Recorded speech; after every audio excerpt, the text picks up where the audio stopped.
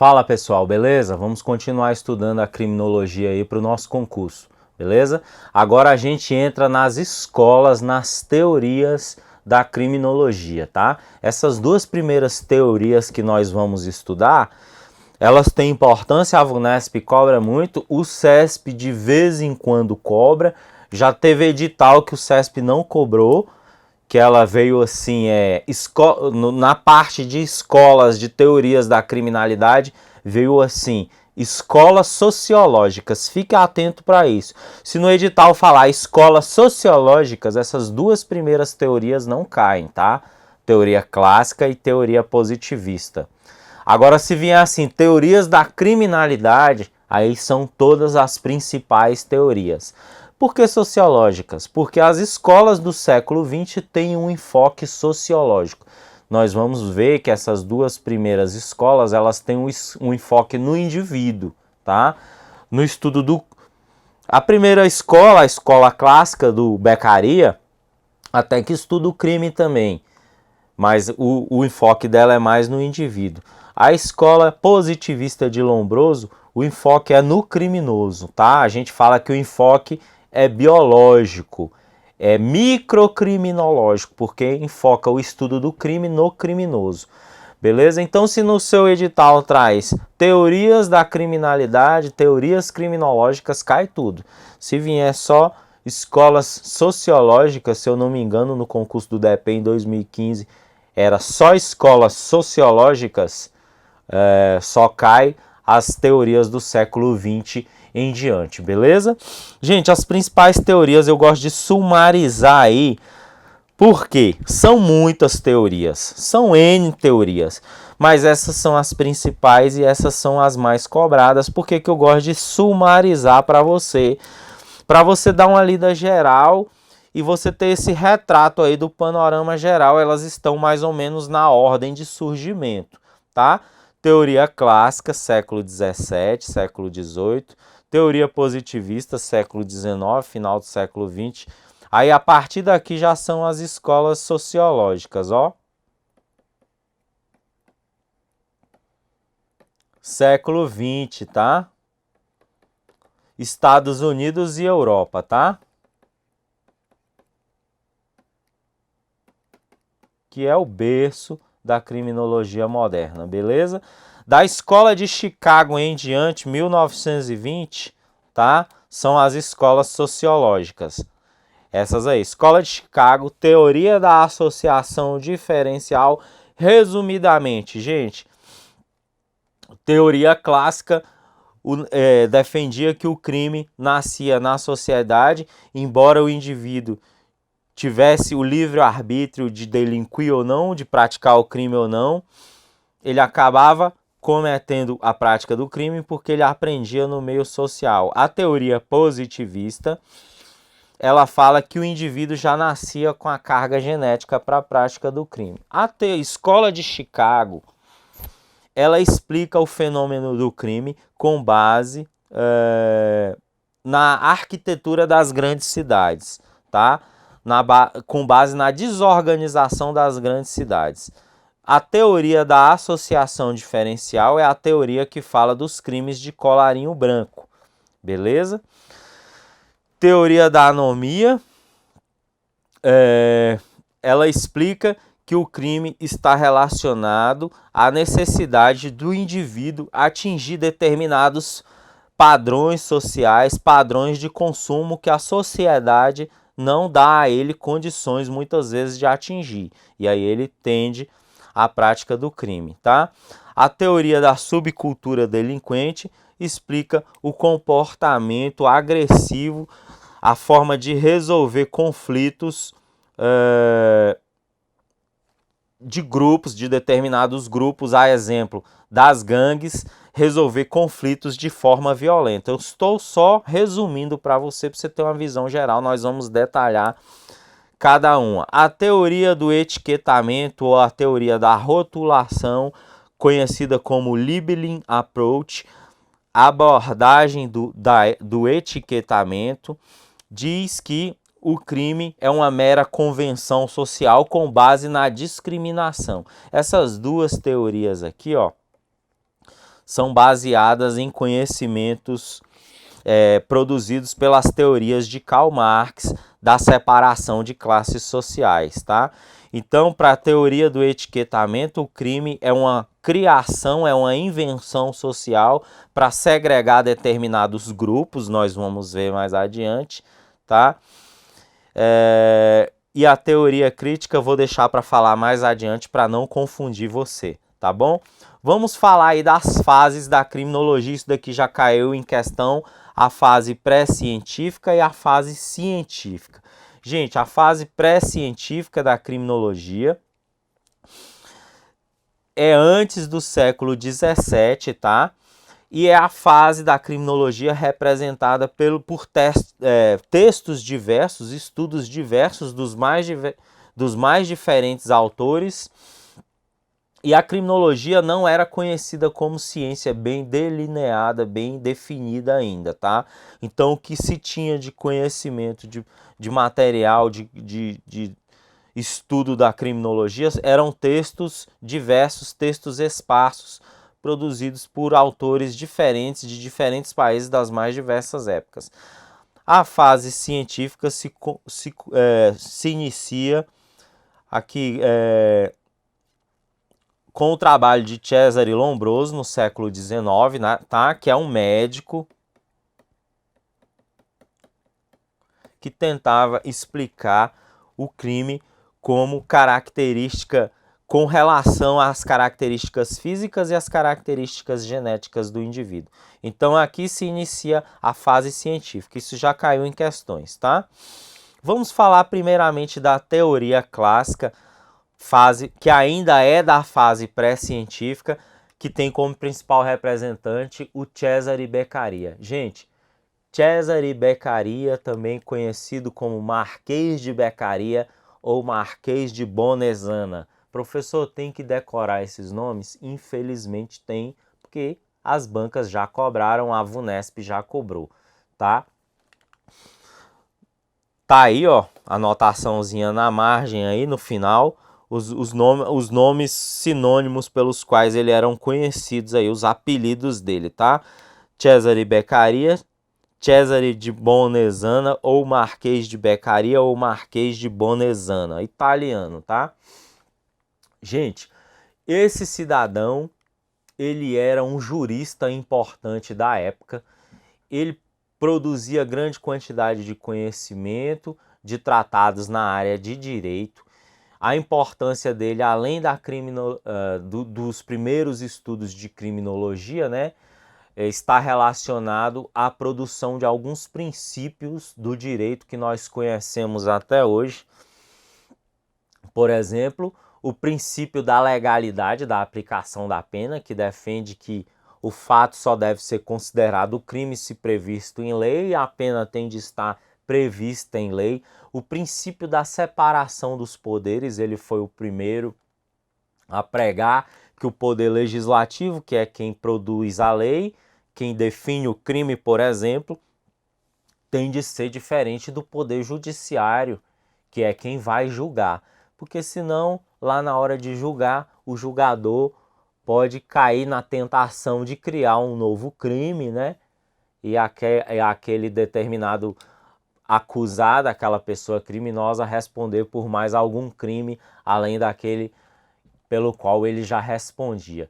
Então esse indivíduo aí, ele também foi o primeiro a defender a ideia de aplicação de penas menos desumanas, porque o pensamento, o trabalho dele foi produzido na época da Idade Média, em que havia as penas de tortura, os suplícios, as penas de caráter perpétuo. Ele foi o primeiro a defender o princípio da proporcionalidade, da razoabilidade da pena. Então ele é muito importante nesse sentido aí, no estudo de direito e no estudo da criminologia, tá? Ele escreveu o livro dos Delitos e das Penas, no qual ele traz alguns conceitos e definições de criminologia, e ele defendia que que o crime estava relacionado ao comportamento social do indivíduo, que embora ele tivesse o livre-arbítrio entre praticar ou não crimes, ele acabava por praticar crimes pela influência da sociedade, tá? Para ele, o crime nascia na sociedade, tá? Então vamos ver aí os principais aspectos pontuados, ver se a gente falou de forma geral em tudo ou se esqueceu de algum detalhe. Século XVIII, você tem que ter essa noção, né? Idade Média, nome dele, Cesare Beccaria, o Marquês de Beccaria.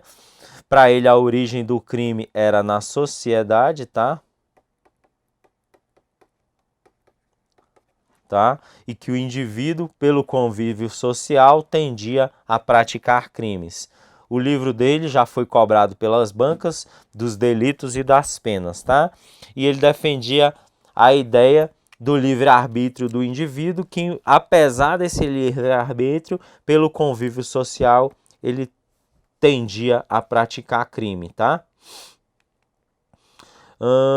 Aí a importância dele, né, é um dos pais aí dos princípios, dos fundamentos do direito penal. Foi o primeiro a defender o princípio da proporcionalidade da pena, na aplicação da pena, o princípio da legalidade e o fim das penas desumanas, as penas de tortura, as penas de morte, as penas de caráter perpétuo, além da separação dos poderes, tá? E esse daí são os principais aspectos da escola clássica de Beccaria, beleza? A próxima escola é a escola positivista do século XIX, que tem como principais representantes Cesare Lombroso, Enrico Ferri e Garofalo, Raffaele Garofalo, tá? Italianos. Vamos lá, gente? Essa daqui é uma das teorias mais famosas da criminologia, em razão das grandes polêmicas que ela causou na época e até hoje, tá? A gente sabe que grande parte do que ela produziu hoje não se aplica como conhecimento de criminologia na prática. Cesare Lombroso desenvolveu estudos antropométricos de medidas das características físicas do indivíduo, tá? O problema é que ele, à época, correlacionou essas características físicas à tendência do indivíduo praticar crimes. Ele correlacionou essas características físicas a caracteres genéticos, que na biologia, hoje na ciência, faz sentido e tem fundamento, né? Tem explicação científica, mas aí ele correlacionou esses dados antropométricos com a tendência para a prática de crime, que a gente sabe que hoje é furado, né? Não existe correlação entre características físicas, morfológicas, com a tendência para a prática de crime. Qual a importância dessa escola? É que ela faz parte do berço da história do nascedouro da criminologia, tá? Então a gente tem de conhecer. Essa teoria, teoria positivista, também é conhecida como teoria do criminoso nato, que dizia isso, que o indivíduo já nasce criminoso, com a tendência para a prática do crime, porque ele traz nele a carga de características genéticas que estão relacionadas à prática do crime. Para ele, o crime é um fenômeno biológico que, inclusive, estava relacionado à possibilidade de cura, inclusive em alguns casos em cura cirúrgica. Exemplo, se o indivíduo faz parte de um grupo de pessoas que tem determinado formato de orelha, formato de nariz, formato de queixo, ele tem a tendência para a prática de determinados crimes. Se aquelas deformidades forem possíveis de serem corrigidas por meio de cirurgia, segundo essa teoria, o indivíduo poderia ser curado, tá? A gente sabe que isso hoje é furado, gente, mas tem uma importância, tem uma relevância histórica, beleza? Vamos ver aí. Também conhecida como teoria do criminoso nato ou teoria biológica, porque era focada no estudo dos caracteres biológicos do indivíduo, tá? E ele fez esses estudos com base no estudo das características físicas de de apenados da época, de indivíduos presos, né? Como nós mencionamos, segundo essa teoria, a tendência para a prática do crime estava relacionado a características biológicas, genéticas que o indivíduo trazia, né? Que estava relacionada a determinadas características que poderiam ser consideradas doenças. Exemplo, determinados indivíduos que tinham um formato de nariz específico, um formato de queixo específico, um formato de orelha e crânio típico lá, provavelmente se tornaria criminoso, tá? Olha aí ele fez essas ilustrações aí na época, essas justificativas, né, com base nos estudos de craniometria, que é base dos estudos de medida do crânio, né, e de outras características físicas como nariz, orelha, queixo, beleza? Ele, se cair, já caiu, tá? O título do livro no qual ele explicou esses fenômenos era um livro chamado L'Uomo Delinquente, se eu não me engano, em italiano. Tá? O Homem Delinquente, tá? É o livro dele muito famoso.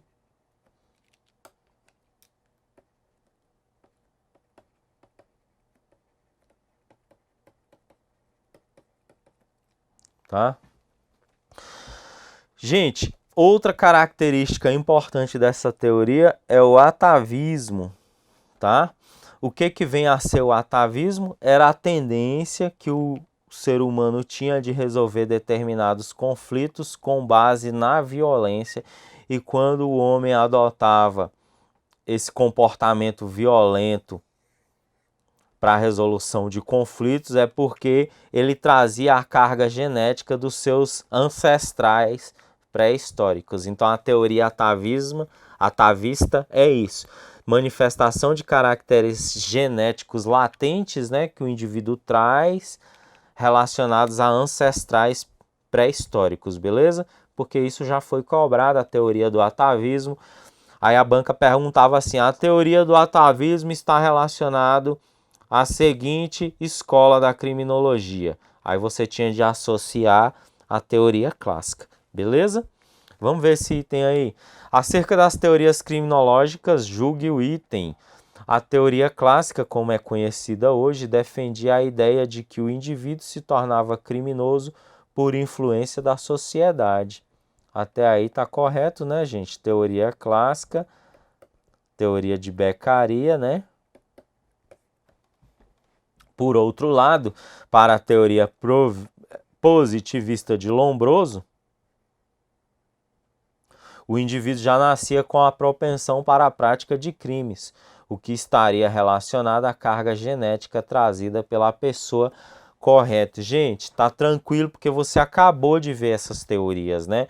Mas quando você vê todas e mistura lá na frente, e se você não fizer uma revisão disso nas vésperas da prova, você engancha, beleza? Tá tranquilo porque a gente acabou de ver as teorias aqui e tá revisando na forma de exercício. Cai desse jeitinho aí. Não é muito mais complexo que isso não, tá? Só que se você não revisar nas vésperas, gente, dá uma diquinha de estudo aqui, né? Você não pode deixar de praticar o tripé da aprovação, que a gente fala, tá? Não só para a matéria de criminologia, como para criminalística, medicina legal, língua portuguesa, direito penal, qualquer matéria que caia no seu certame. É o quê? Se você nunca viu a matéria, primeiro você estuda a teoria, tá? Faz as suas anotações, os seus apontamentos de forma objetiva e breve. Passa para os exercícios, beleza? Depois dos exercícios você corrige aquilo que você acertou, beleza. Aquilo que você errou, você volta na teoria para tirar a dúvida. Então é teoria, exercícios e revisão. Teoria, exercícios e revisão é o tripé da aprovação. Terminou a teoria, você só vai fazer exercícios e revisão, exercícios e revisão, exercícios e revisão. Você só aprofunda a teoria quando você engancha em determinado exercício que você ainda não viu a teoria relacionada a ele. Por quê? A gente não quer que você seja doutor em criminologia, doutor em medicina legal, doutor em direito penal. A gente quer que você aprenda para passar, beleza? Lá mais para frente, se você é profissional do direito, bacharel em direito, ou se você é um psicólogo, um sociólogo, quer aprofundar, quer continuar estudando, beleza, ótimo. Vale muito a pena, continue estudando. Mas aqui a gente está estudando para passar, beleza? E aí você aproveita para o curso de formação, para a prova do curso de formação e para a sua atuação profissional. Porque quando a gente é menino lá no ensino médio, a gente não dá valor nessas coisas, né? A gente estuda língua portuguesa a vida toda na escola. Não dá importância, estuda só para passar, cola para passar, né? Mas lá na frente você precisa para o vestibular, para o concurso. Aí a gente volta, se arrepende, né? Puxa vida, por que que eu não estudei esse troço com calma lá atrás? Estudava todo ano língua portuguesa na escola, tinha um professor tão bom de gramática, nunca dei importância, né? Aí você vê a necessidade lá na frente, beleza? Então, é isso aí. Gente, olha aí, prova de delegado da Polícia Civil do Rio Grande do Sul 2018. Essa banca aqui é uma banca que faz pouco concurso, a Fundatec, beleza? Mas ela pega mais concursos aí pro Sul, tá? Vamos ver que questão de boa é essa. Vamos ser delegado aí no Rio Grande do Sul, salário de 20 mil. Delegado em Goiás, salário de 20 mil inicial. A criminologia é definida tradicionalmente como a ciência que estuda de forma empírica o delito. Beleza, até aí, né? O delinquente, a vítima e os mecanismos de controle social. Perfeito. Os autores que fundaram a criminologia positivista, que é a teoria do criminoso nato, né? São Cesare Lombroso, beleza, Enrico Ferri, beleza, e Rafael Garófalo. Olha aí, gente. Uma questãozinha de graça para ser delegado, que é um slide da nossa aula aí, ó. Beleza? É esse slide aí, tá bom? Então, até aí tá fácil ser delegado, né?